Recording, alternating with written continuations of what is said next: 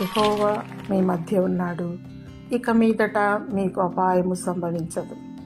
జెఫన్యా 3:15. ఎక్కడైతే 2-3 ఉంటారో అక్కడ వారి మధ్యలో నేను ఉంటాను అని అన్నాడు దేవుడు. మన హృదయంలో కూడా దేవుడు నివసిస్తాడు.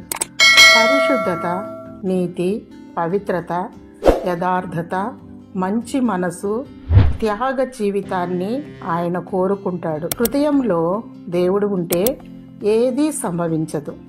ఒకవేళ ఏదైనా విపత్తు జరిగినా దేవుడు కాపాడుతాడు. తన కౌగిలిలో, తన రెక్కల చాటున నిన్ను భద్రపరుస్తాడు. ఏ అపాయము, కీడు సంభవించకుండా దేవుడు నిన్ను నిత్యము కాపాడునుగాక. ఆమేన్.